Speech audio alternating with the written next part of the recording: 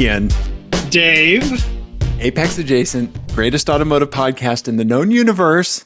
Thus and yes, so. Thus and so, thus and so. That's what you like to say. Ian, my buddy, I've been thinking a lot about stuff, right? Oh boy. Yeah. Buckle in, everybody. No, I don't think it's going to be an episode like last episode, right? But I do, Ian, once again, we're starting off with your children. So tell me about the most recent picture that you texted me and kind of the context of it. Oh, yep. Yes. Well, I don't think you're going to. Okay. Yes. So this past Monday was a school holiday for my children, which meant that I was not getting as much work done as I would have liked. And I love how all of these like holidays are basically productivity hits for the parents. 100%. Yeah. Right. Because they're like, entertain me. Yeah. Yeah. Life giver. Yeah. And so I figured out I have my little like my old laptop sitting here, and I loaded up Portal on it, and I had my 10-year-old playing Portal for a little bit on the old laptop. Yeah. One of quite possibly the best video games of all time. You know, I can easily say that, right? Tell me what Nico's experience with Portal was, because I'm wondering how a 10-year-old like approached it and what his experience was. Well, I was also very curious to see what it was going to be like, because I gave him no instruction. Sure. No, that's a great way. And he's never really played a video game with a keyboard and mouse. He's never WASD'd, Ian. No, and he figured it out really fast. Oh, yeah. Because it is pretty intuitive. I think he was a little bit confused as to like what the point of the game was. Sure. And I was like, it's like a big puzzle game. Like you got to like figure it out. That's the whole fun of it. Like if I tell you what to do, then that's right. Defeats the purpose of it. And so he did like progress through it a bit, and then he was like, I want to play Civilization. Oh, wow. He is your son. Yeah. Yeah. Okay. So he really wanted to do that. So I was getting that set up for him, but then he had to go do like a play date or something. So, sure. But yeah, he was into it for a little bit, but I think he got frustrated a little. No, I can see that, right? Because I mean, I first experienced Portal when I was 28 years old, right? And it took a minute for me, who is like a puzzle game fiend. Like I love puzzle games, right? Like, yeah, like I'm a Sudoku boy. I love hex cells, like all that Matthew Brown stuff. I'm into it, Braid. But man, yeah, like it took me a minute to figure out Portal, you know? And yeah, it's so interesting thinking about like we talk about how like a modern Camry is a pretty mind-blowing car when you really think about it. Right. Right? You can get a 300 horsepower Camry. Right. That does 0 to 60 in like 6 seconds or whatever. Right. Yeah. Right. None of us really want to admit it or talk about it, but you can. Right. Yeah. And like, it made like, I'm not going to be like a back in my day or like a respect your elders kind of thing.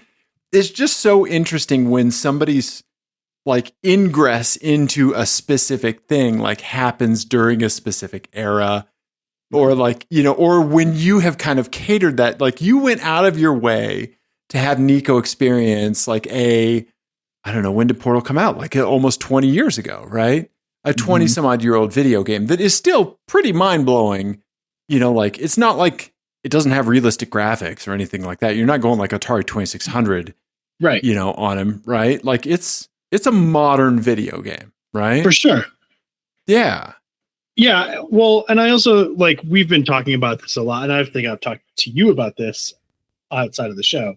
But like we don't talk outside of the show.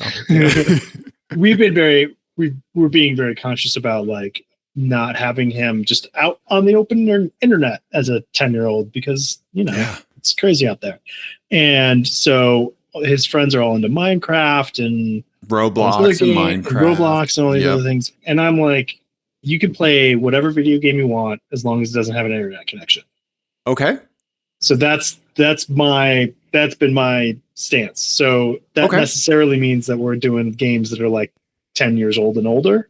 Sure. But it doesn't feel limiting, I don't think, because there's such a rich history of video games at this point. Right. We have 50 years of video games at this point to choose from.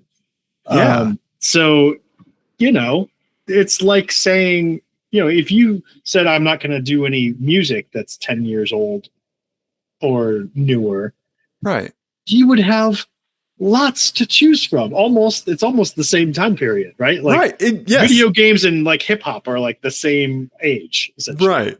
Yeah. Yeah, you're exactly right. So it's I don't know. It doesn't when we first sort of like made this proclamation in our house, I almost felt bad, like, oh, this might be hard for him. But then I was like thinking about like all of the games that you could play without an internet connection. It's like there's a lot. Yeah. Right? Yeah. No, I think that is a fantastic choice. Like to not have him play games that require an internet connection, or that like have online interactivity, because the world is full of disgusting strangers, and that's the last place a 10-year-old needs to like learn how to rage quit, Right. Yeah. Well, or to pick up new language. He can do that when he's older. Right. Yeah. And then he can be annoyed by the kids that are his age now using, racial slurs on the video games. Right. Right. Yeah. No, that's a very responsible choice. And I think like it's an interesting experience to cater. Right. Mm-hmm. And I feel like that like a lot of that kind of tracks into cars and like our ability as people that have some cars to cater someone else's, or to give somebody an opportunity to experience a car. Right. Mm-hmm.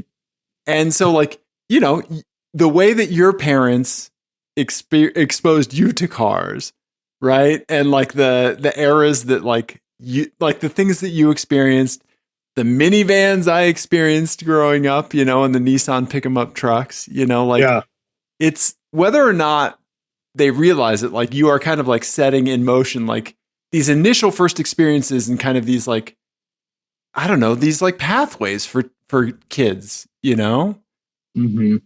Yeah. I found it really interesting. And on top of that, it's like, it's a 20-year-old game, but it's one of the best games of all time. It still looks great. Right. Yeah, it does. Right. Running on like a almost 20-year-old laptop, or like at least 10-year-old laptop. Right. It's a 12-year-old laptop. See? Yeah. It's a 2012 MacBook Pro. Yeah. Right. Yeah. Right. And like just not having them have an experience that doesn't feel like it's taking anything away or like neutering like what they could be experiencing in the world. Like it's a really interesting thing, because I feel like your Volkswagen R32, to have children like experience your R32 is hilarious. Right. Yeah. They love it. Right. Of course they do. Yeah. And they should, because it's hilarious. Yeah. It's a sensory experience, right? It's loud, it's bumpy, it's hilarious, right? Mm-hmm. They're going to compare that experience to like someone else's car, someone else's parents' car. They're going to compare it to a bus. They're going to compare it to a train, right?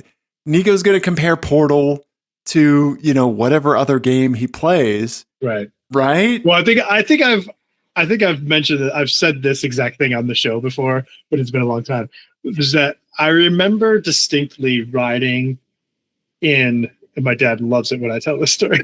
Okay. But I distinctly remember riding in a friend's mother's car and looking out the window and seeing someone pass us because she was driving slowly, and thinking like, oh, this is what all of the people my dad passes feel like. Right. Because I was only ever growing up between my mom, who, let the record show, also had a lead foot, all of my grandparents, like my grandparents, my dad, aunts and uncles, all my uncles, all drove like crazy people. And so I was only ever in that car that I just saw go by us. Right. And I was like, oh, this is what it feels like on the other side of that. Yeah. And I remember thinking distinctly, like, oh, I'd much rather be in the other one. Right. It's definitely more fun over there. Right. Yeah. No, yeah, that's it. These things like have such deep hooks into like how we, like the experiences we strive for later on, right? Yeah. I don't know. And the things that make us happy to like reflect back on. Like my wife and I were sitting in a parking lot having an ice cream cone the other day, right? You know, we went out, we had a car picnic. We deserved a little sweet treat after that. So we got an ice cream cone and just sat in the car and played our Wordle for the day. But there was a Nissan Quest minivan sitting in the parking lot. And she was like, isn't that what you and Ian went to get the dresser in? Yeah. You know? And I was like, yeah, it was. And, you know, I think about not hitting 120 miles an hour in a Nissan Quest in Nebraska and Iowa. And well, we did hit 120 miles an hour when we took that detour through Mexico. Yes. Mexican radio. Yes, we did. Yeah, right. And, you know, shitting in a field and you opening the doors and asking me what music I wanted to listen to. And,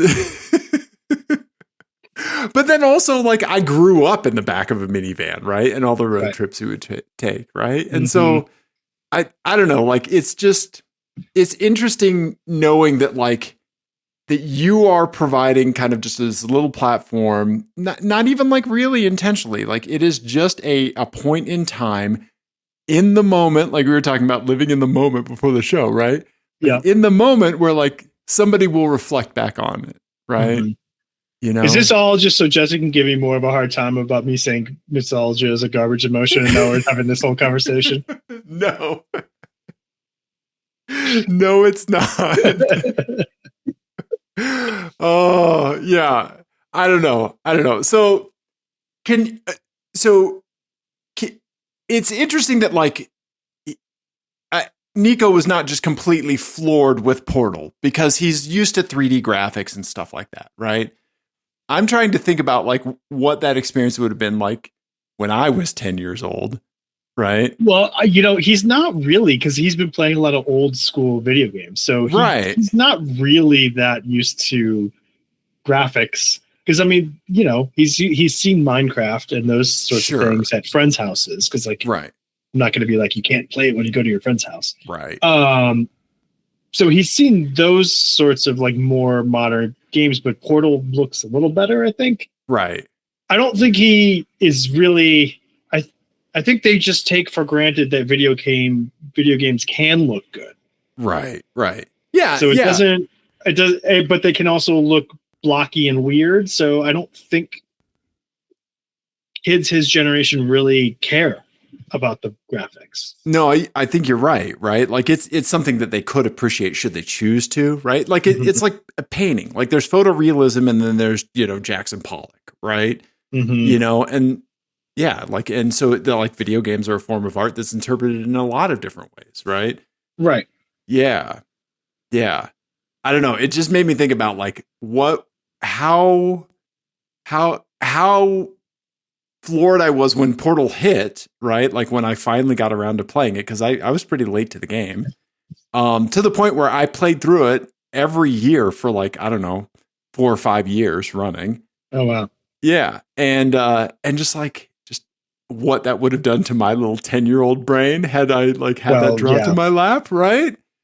Yeah, because 10, what was I playing at 10? I would have been still playing like Prince of Persia on a PC. That your dad had shareware pirated and photocopied the manual from somebody at work. That's what I was doing with 688 Attack Sub. Yeah. Nice. Yeah. I definitely had like a Red Baron airplane game that I loved. Okay. That I don't remember what year that was. Yeah.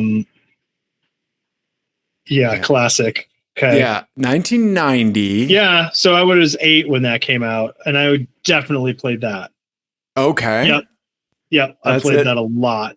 Okay. Yep, that's it right there. Yeah, there we go. Microsoft Flight Simulator of that era. Sure. There was some car games for sure that I played on PC from that era. Yeah. So my grandfather had Leisure Suit Larry on his PC, and occasionally I would know enough, because remember that one had I think about this all the time. Yes, that game was dirty and but weird. Remember it had the to get into it, it was trivia questions from like the 70s. Yes, so this is an old like copy protection and also like keeping kids from playing the game kind of technique. Yeah, for anybody who's never experienced this. Yeah. Right. And so it would ask you like, who was the center square in Hollywood Squares? Like that sort of shit, right? Right, like because a 9-year-old's not going to know Bruce Valanche, right? Right, exactly. And I remember I would occasionally have like, because I watched so much like Nick at Night. And like hung out with my grandparents so much that I would quite often know the answers to those questions. Right. Like you were a 10-year-old that knew who Spiro Agnew was. Right. Yeah. Yeah, right. Exactly. And so you could get in. Yeah. Mm-hmm. Right. And you just kept having to restart anytime it asked you something you didn't know. Yeah. Mm-hmm. Yeah. Oh, man. Yeah, the hurdles that we used to go through to play weird things like that or to find weird things, right? Mm-hmm. Yeah.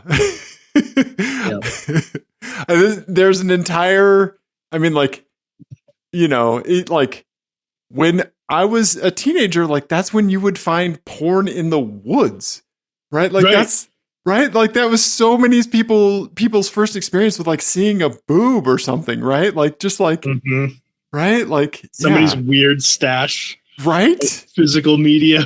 Yeah. And the older you get, you're like, what the fuck was going on with this person? Yeah. Right? Yeah, totally. Yeah. So I don't know. I love when somebody has that kind of like an initial experience to something. And I'm always curious, even if they don't like it, I want to hear about it, you know? Mm-hmm. Yeah. And I love that Nico loves Civilization. Like he likes does stuff. He really likes. So what's his main kind of like method for playing Civilization? How does his personality manifest itself into that game versus you? Yeah. Right. So he likes to play. I had it on the PS3, Civilization Revolution, which is sort of like the light, but the not light version of it. And he only does domination victories. And he only plays it on like easy. So like he just likes just managing the armies and just routing people. Okay. Is how he likes to do it. Okay. I played through Civilization Revolution a bunch of times. And I would like set myself just dumb challenges. Like I'm going to, on each, difficulty level, I want to get each sort of victory, that sort of thing. So I like winning culture victories and that sort of stuff. Civilization.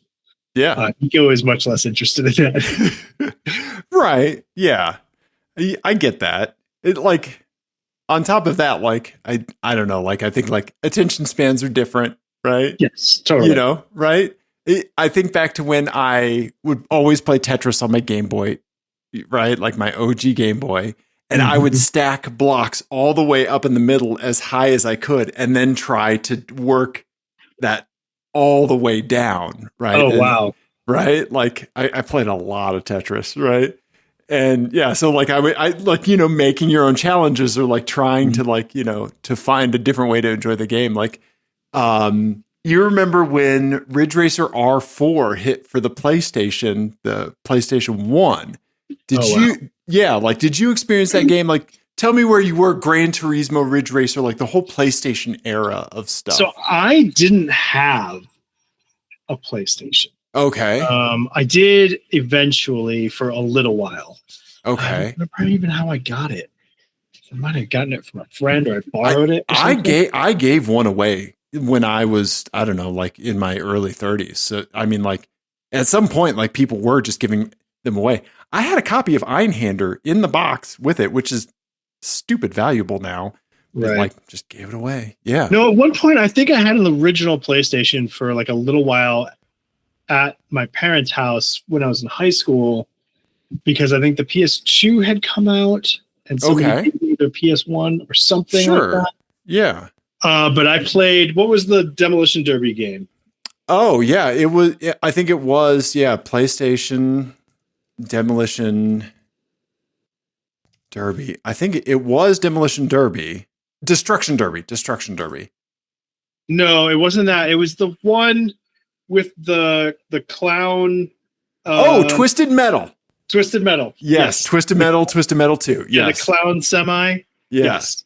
It's an ice cream truck. Yeah, that's Sweet Tooth. Yeah. And Axel, the guy between two giant tires. Do you remember that? Yes. Yeah. Yes. I played that at my friend's house a ton.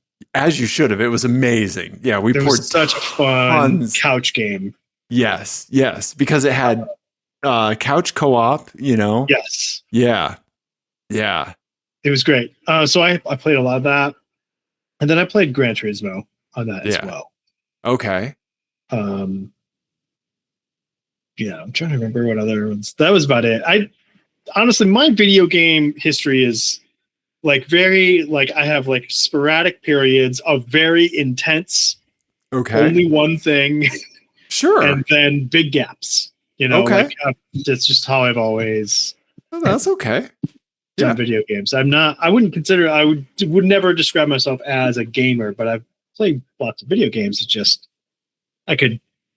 If somebody was like, "You can never play video games again," I'd be okay. Well, that sucks, but okay. Really? Okay.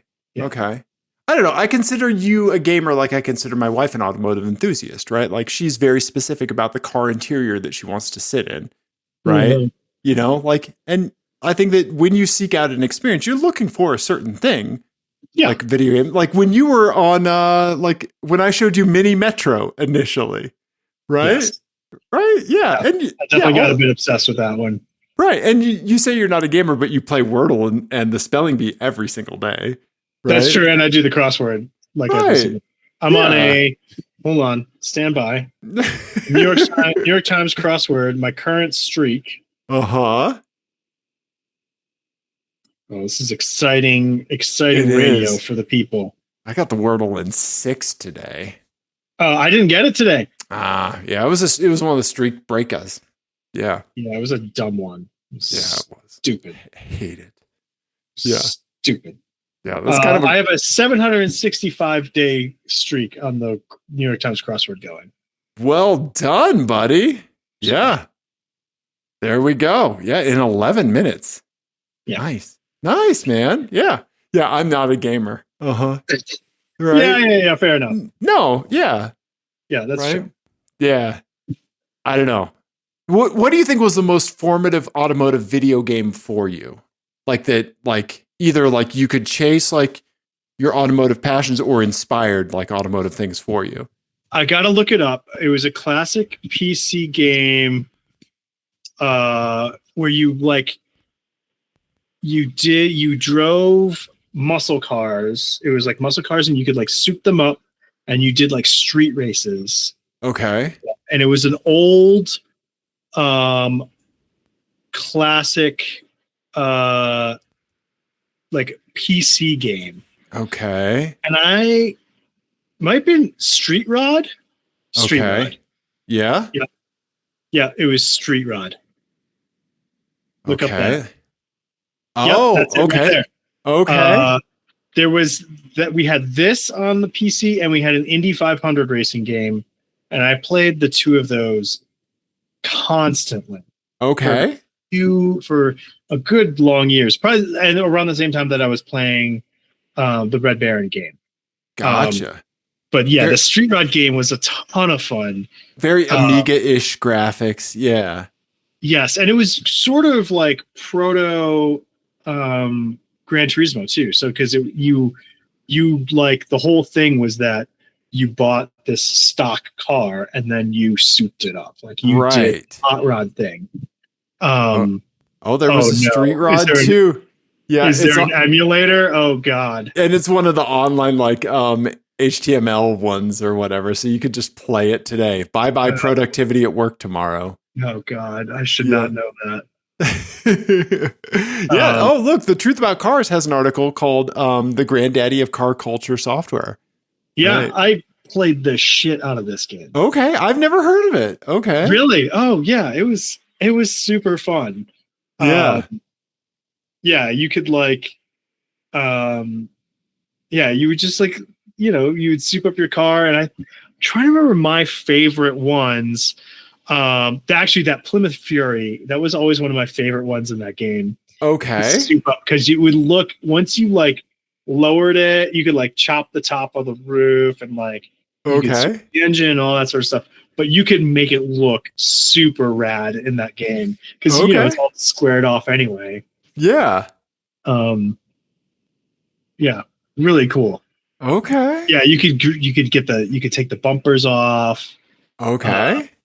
You could swap out the wheels, all that sort of stuff. You could like click on those the calendar in the back, and it would be like, on a bikini, right? Right, the classic mechanic, poster. Okay, gotcha. Okay, but and then you would do a street race against other people. Okay, or against the computer. Sure. Yeah.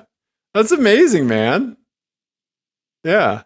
I've never heard of that. I think our experiences were probably a little bit different because I was very much like, while we did have a PC, that was kind of more for work and like Wing Commander than it was like, like a variety of games, right?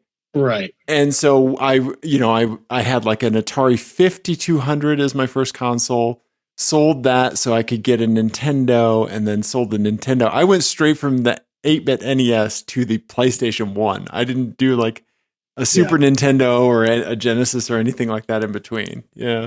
We had a regular Nintendo. We didn't have very many games for it. Okay. So I ended up doing most of my early gaming on the PC. Sure. Honestly, because my dad was gaming on it. Like these are the games that he wanted to play, and then I just like sort of would stay up late and then play them after everyone else went to bed. Sure. Right? Yeah. I love that. Yeah. It was pole position on the Atari, Super Sprint and RC Pro-Am on the Nintendo. Then stuff really started happening with Gran Turismo. Rage Racer was like really the first game. It was another Namco game, kind of similar to Ridge Racer. But there was like a whole grip and drift tree like with that. Yeah. So and then later I got into like we had the first like Need for Speed. Oh yeah, on PlayStation 1. On PC. We had it on PC. Sure. With, like that's the one that had the GT90, the Ford GT90 concept car in it. Yes. I played that a lot. Yes. I think that was the first one, right? Yeah, it was. Yeah, that was the first Need for Speed. Yeah, it was on the PlayStation 1 and PC at the time. Yeah. Yep. Yeah. Criterion, man, they pumped out gold. Like when it came to the brains behind the Burnout series, all that stuff. Yeah. Oh man, Criterion could not miss for the longest time. Yeah. Oh no, yeah.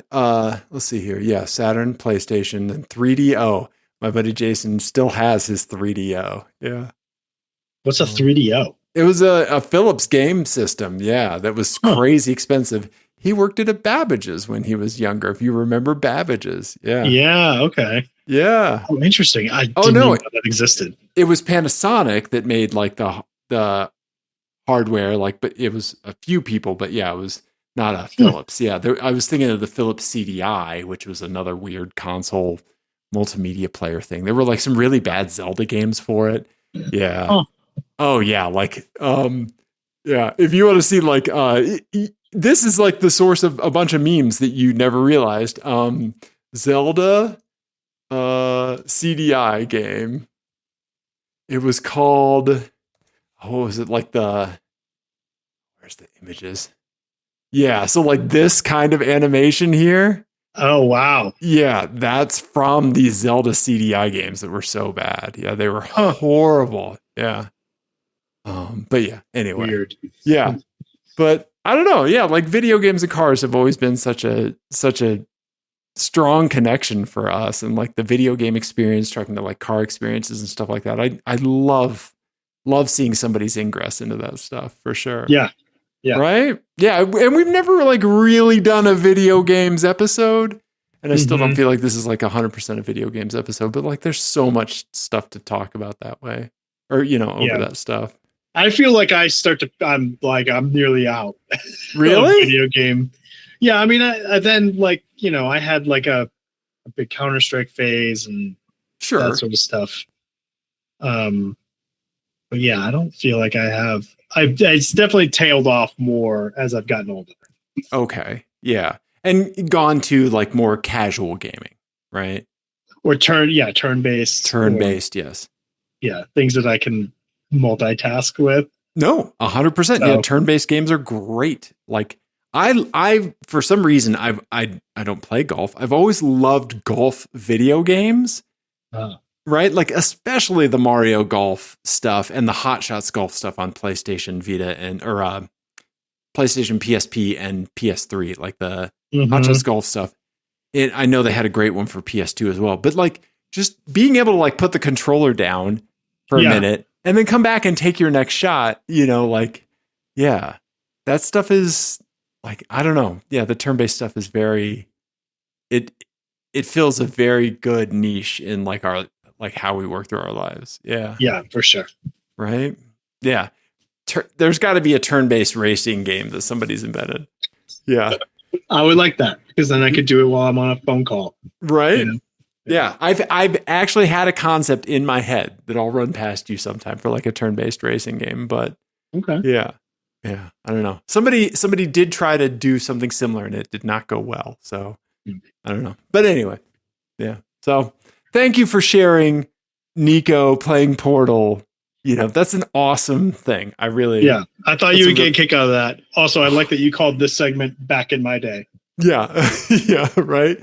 Yeah. And it like, there's so many times where it's like that, like people fall into that, like respect your elders. Like, these kids take all this stuff for granted, like we had like 6 pixels in an imagination, right? Like, like kids are just as imaginative. Look at all this, like people are building functional computers in Minecraft, right? Like logic, like transistors, they're building them in Minecraft. Like some dude built like a working calculator inside of Minecraft, so that's crazy. Like, you can't say that like, kids are taking this for granted, Yeah.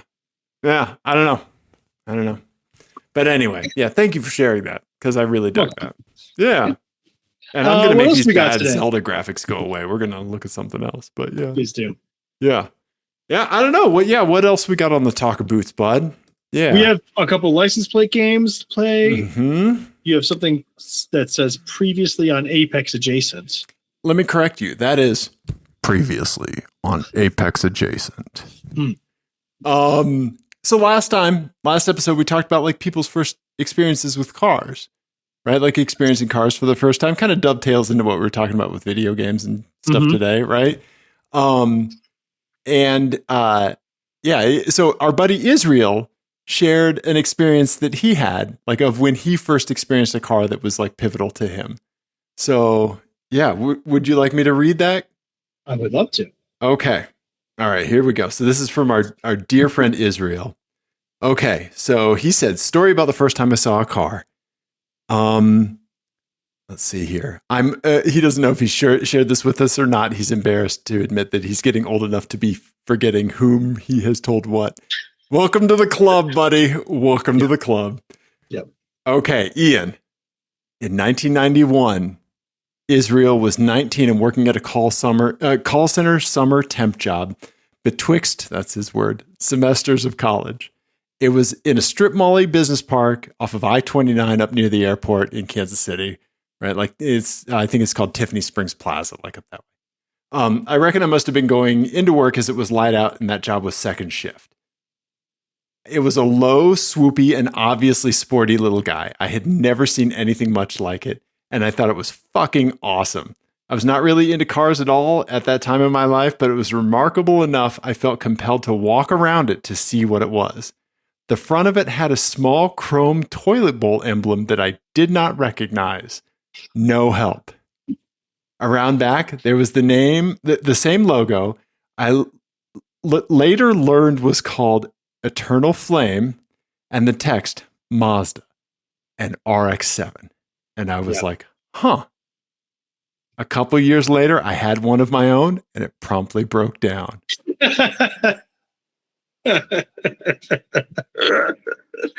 Oh, that's fantastic. Yep. So for the Show Us Your Cars episode, which we should start talking up for this year. Yes. Right? Yeah. So let me show Israel's FD Mazda RX-7 that he was talking about. Right. Here we go. Such a beautiful car. Right. Mm-hmm. Yeah.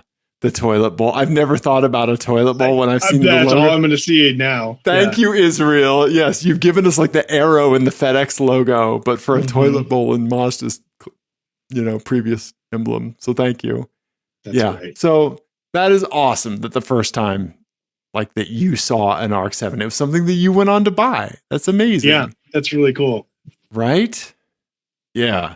So A plus Israel.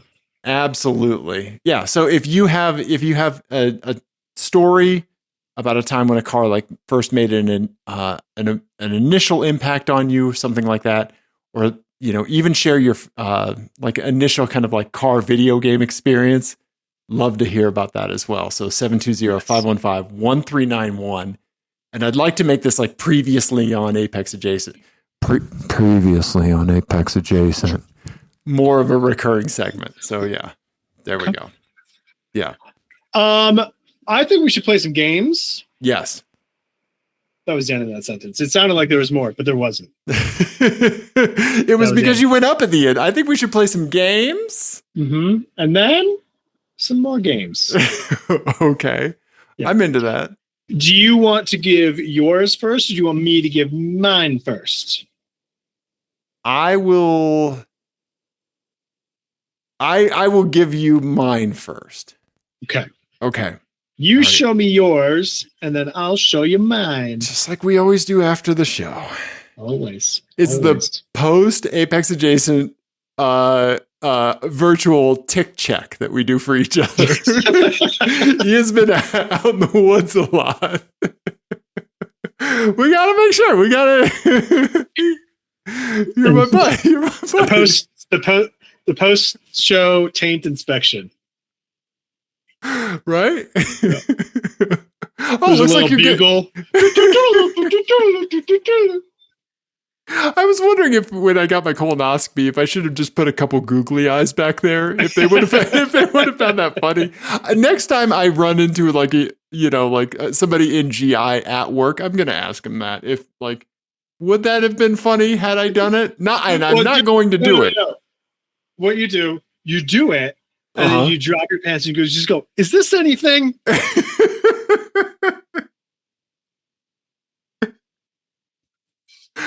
There's something back there. Yeah. That's how my first prostate exam should have gone. Yeah. Is this anything? Yeah. I like that. Okay, so this one, Ian, is just called Girl. Okay. Here you go, buddy. Oh boy. Oh my God. Oh God. Okay.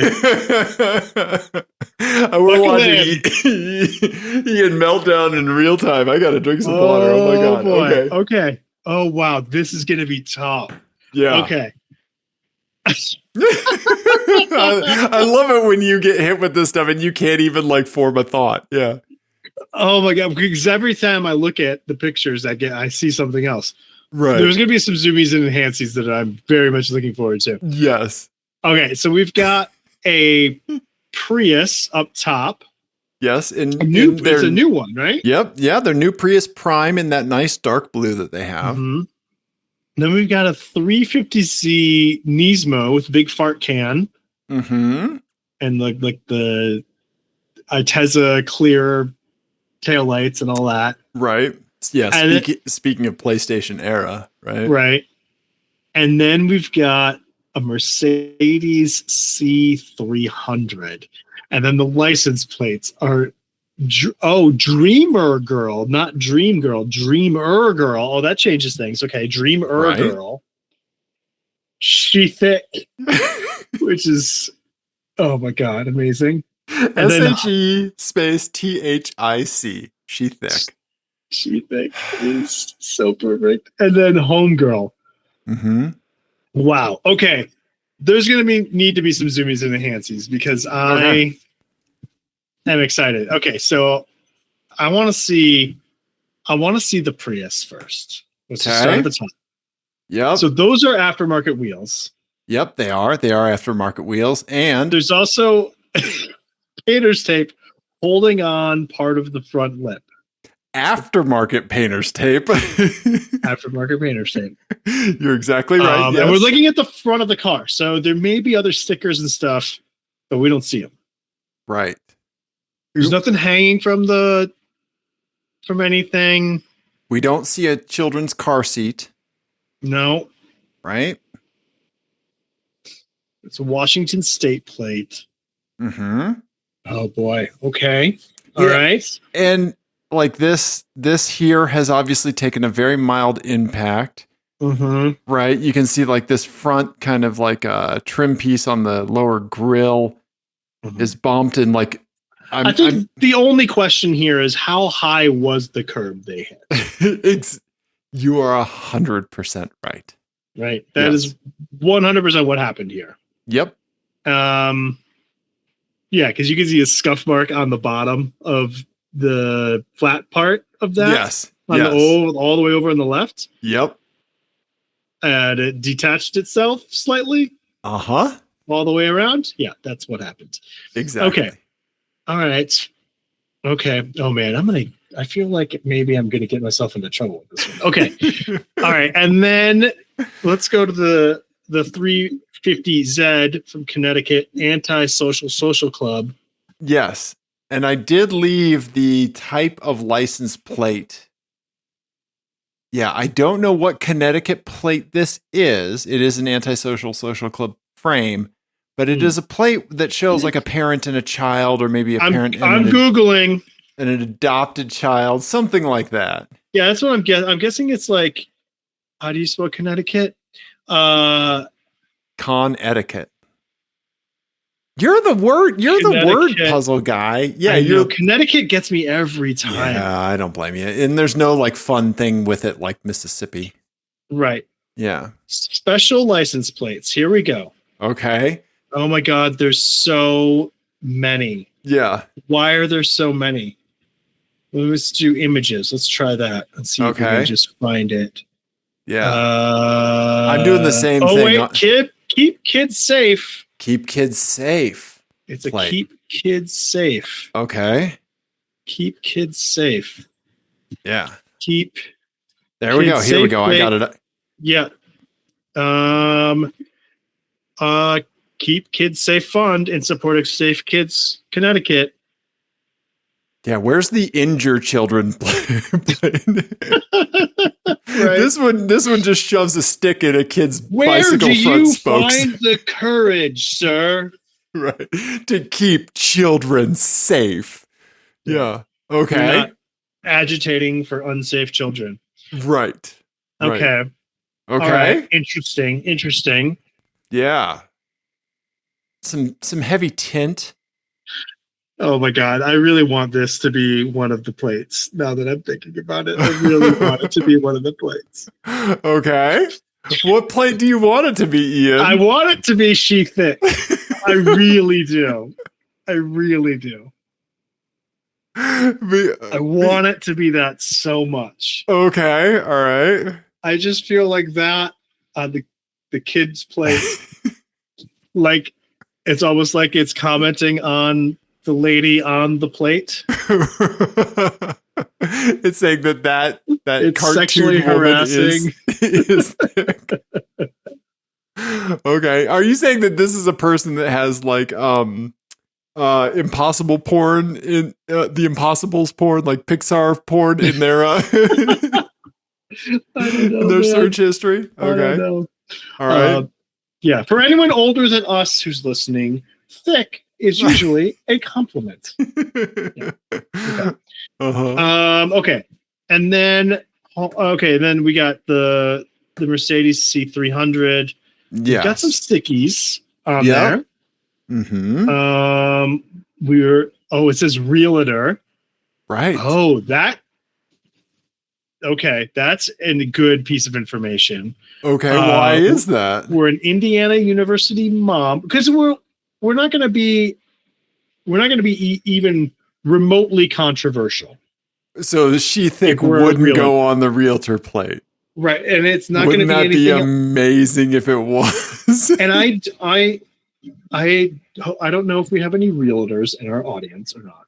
Uh-huh. And I don't mean anything bad about this, but I do think that to become a realtor, you do have to have like your irony chip removed before you get your realty license. I just don't think that any of them have any sort of sense of irony whatsoever. So I think it's going to be a straight ahead. Right. This is how I see myself, or this is what I always think about the world. It's all honest. Right down the middle. Okay. I don't know what this other sticker is. Yeah, like something classics. Yeah, not sure. Yeah, couldn't get a beat on that, but I just assume it's something like equally wholesome as like, that lines up with a realtor and, having a kid at a certain university sticker. Brag. Right. Okay, my kid goes to college. Let's see the plates again. All right. Oh, Dreamer Girl, She Thick, and Home Girl.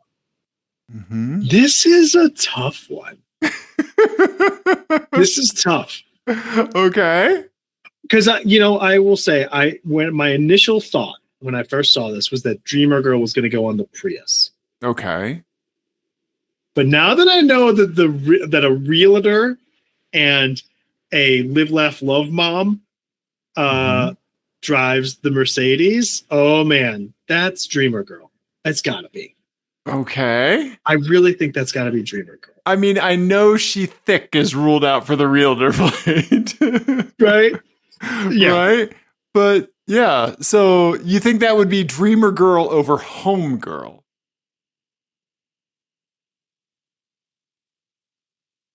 I do because here's why.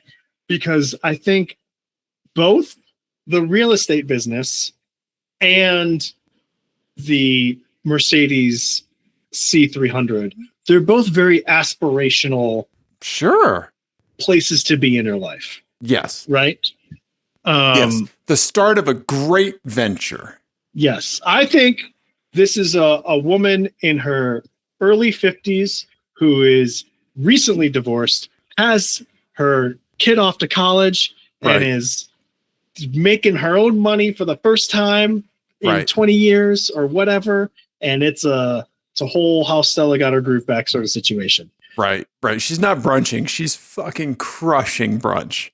Yes. So, I mean, I know I've invented an entire backstory based on a license plate that may or may not go with this car, but that's what has popped into my head.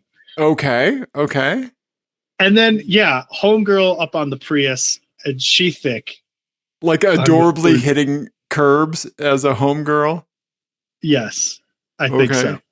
Okay. Yeah, like what's the one hell of a town sticker? It's like normalize hitting the curb. Right? Yeah. I think that's exactly... Yeah. That's okay. Yeah, final answer. I'm locking it in. Okay, Ian. All right. Buddy. Dreamer Girl's on the Prius and Home Girl, she's selling homes. Oh, she's selling homes. She's selling homes, Ian. She's selling homes. I forgot about the other old-fashioned usage of that word, which is to mean a place that you live. Nope. Kitty's out there crushing it. She owns the upper, lower, east to west side. Yeah. That's her neighborhood. So I should have gone with my initial gut because before, damn it. I definitely had it the first round. Yeah. And do you see I accidentally listed them in order when I put the plates up? Oh, I sometimes do that on purpose. Oh, okay. Just to throw you off. Yeah. I was figuring that that's what you thought I was doing. I wasn't. No. Yeah. What's the never attribute something to malice when it could be attributed to ignorance or something like that? Yes. That was accidental. Yeah. So our buddy Chris sent in the Prius, the Dreamer Girl Prius. Pat sent in the She-Thick Nismo 350Z. Thank you, Pat. Thank you, Chris. And our buddy Eric sent in Homegirls. Thank you, Eric. So this was a really good one. Girl. I loved it. That was great. No problem. Really good. Okay. One. All right. Now mine. Yes. Okay. I love our silly games. Okay. Okay. Wait. Look at what we're doing with our lives. This is our hobby, Ian. Yeah. We're fucking lucky, buddy. Okay. I don't remember what this one was. Oh yeah, that's right. Okay. So this one is called I'm not gonna lie. I've been in a kind of a slightly crappy mood today. So this one's called If I Insist the Vibes Are Good, Maybe I'll Feel Better. That old thing of like forcing yourself to smile as a way of improving your mood. Okay. All right. I like that you've translated like I don't know what 100-year-old psychology experience to vibes. Something. Okay. All right. Here we go. Okay. I see what's going on here. So up top we have a silver Honda Civic. That's what, like 19? No, that's like a 2000 and I don't know, 6, 7, something like that. Yeah, somewhere in there. Yeah. We got a Toyota Tacoma that is a used Toyota Tacoma, like as in it is a utility Toyota Tacoma. It's got the bed, but it's got the check plate toolbox in the back, all that stuff. And then and that's in a white. And then we have a slate gray Honda Pilot. Yeah, so we got 2 Hondas and Toyo in here. And the plates, YAH, and love fun, LUV fun, and smiling, SMILING. Okay, Ian, I'm making a bold one right off the gate. The Toyota Tacoma is love fun, and it's a callback to a Chevy Love that they used to have, the light utility vehicle. Yes, my dad had one. That was like his first pickup truck. Yeah. There's a Chevy Love Landmark car. In up on the north side of town. Yeah. Okay. This was like the baby blue Chevy Love. Oh, that's a great color for that. It is. Yeah. I have a picture of me standing in the back of it and him holding me. That's great. Yeah. Okay. All right. So I'm saying love fun for that one right off the bat. It could be wrong. I don't care. I'm going, they used to have a Chevy Love back in the day. Now they have a Tacoma. And each of them, the Chevy Love rusted before it even hit like 4,000 miles. Right. But the Toyota Tacoma probably has 380,000 miles on it. Right. And it is still going, right? It's still worth $9,000. Yeah. Right. Yeah. Tailgate rust in the bottom, just exactly where it all starts happening. Bubbling chrome on the bumper. Yeah. Yep. All proper and good. Yes. Just the standard king cab truck. So it's got the little jumpy seats in the back, right? Yeah. Okay. Got just a gray Civic with like a little bit of front end damage because you can see the tip of the bumper sticking out from the front. The bumper's trying to yeet itself away. Yes. Yeah, that's the thing that your eye catches at highway speeds because it's just wobbling a little bit on the car. Okay. Hmm. Yeah, all not right. A lot to go on the Civic for sure. Yeah, and then we have a main Pilot with like the roof or the window guards, so you can crack your windows when it's raining, or if you're a smoker. Yeah, interesting. It's got the side steppers on the Honda Pilot. It's got those Honda wheels that look pretty good. Not a lot else to go on though. No, some tint. I assume there either is a child seat or there recently has been in the Pilot, because I mean it's a Honda Pilot. Smiling and aw yeah. Huh. I will admit this is a tough one. Yeah, this is. I'm going aw yeah on the Pilot. Okay. Because for some reason I think that the Pilot person just thinks that that's cooler than smiling would be. Yeah. And then I'm putting smiling on the Honda Civic. Yeah. Because that's just kind of a boring plate. Smiling. Okay. Pretty boring car. Not like the Honda Pilot's bringing anything exciting to the table, but I don't know. Just based on vibes. In the spirit of this one, I am just going off of vibes for those two. And then I've done an acronym logic for the Tacoma. Okay. All right. Yeah.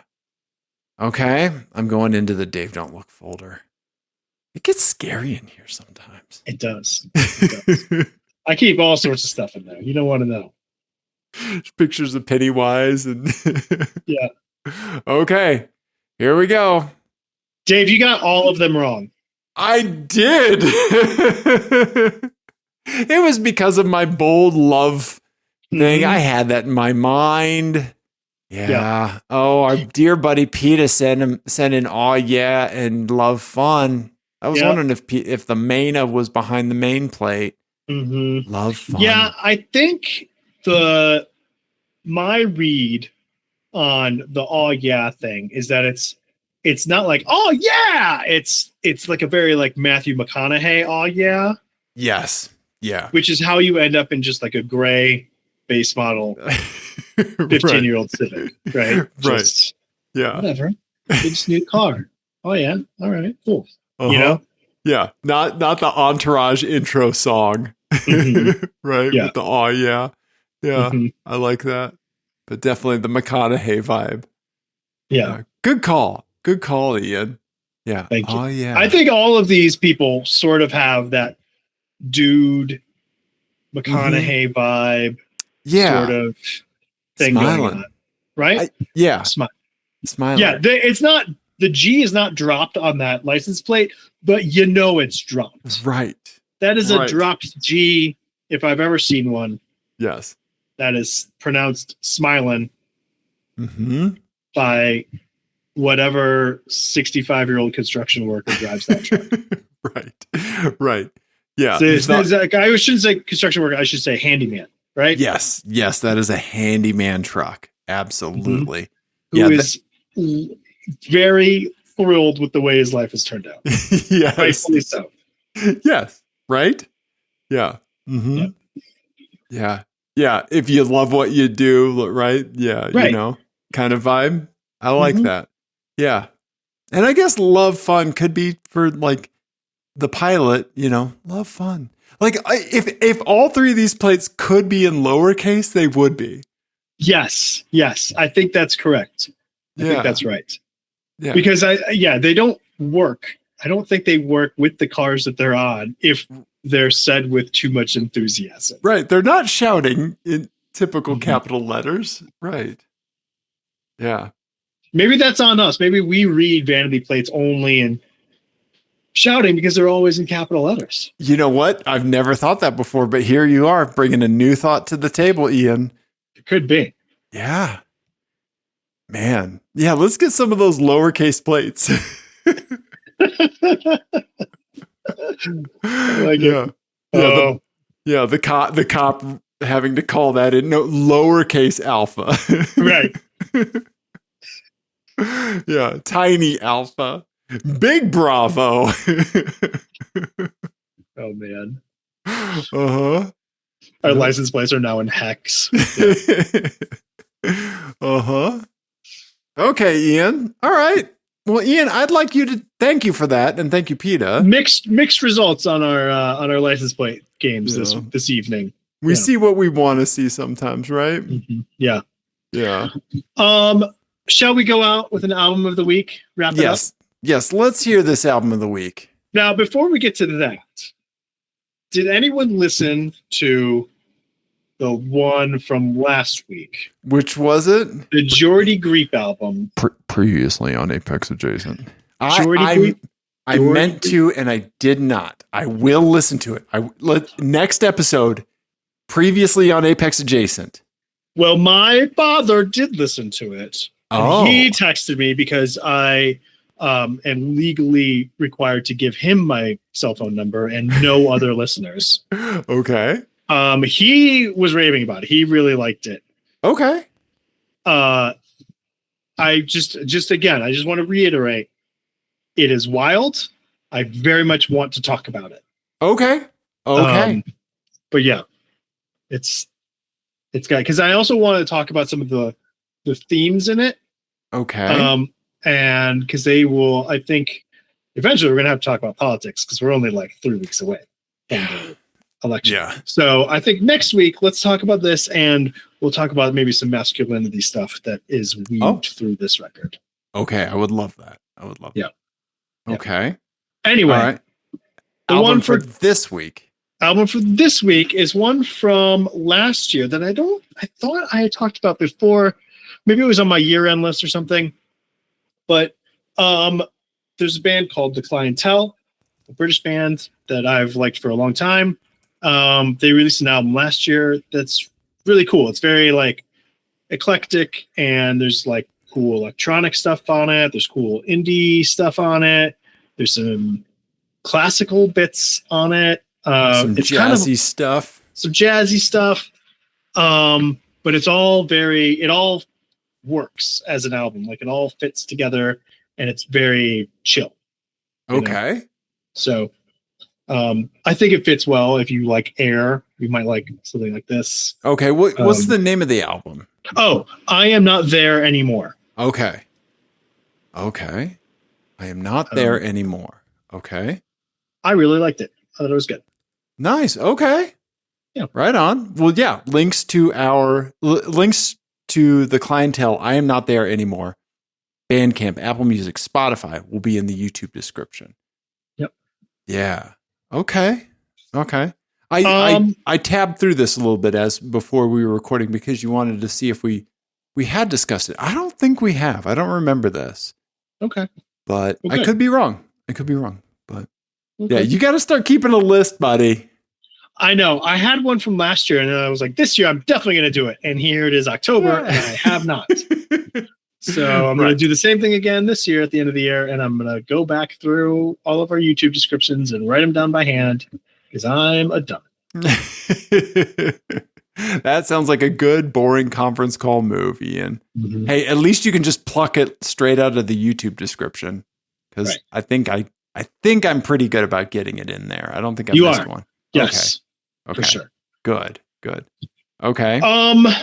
Dave, I think you're tired. I'm tired. Ian, I'm very sleepy. Did you see my hidden yawn a little bit ago? I did. I saw it happen. Yep. It happen. Oh, buddy. Amazing. I talked about a yawn and then I yawned. And now listeners as long as we have, it's, you just know. You can tell. Yep. We went straight past our ceramics anniversary. Yep. Exactly right. Everybody, 720-515-1391, Apex Adjacent.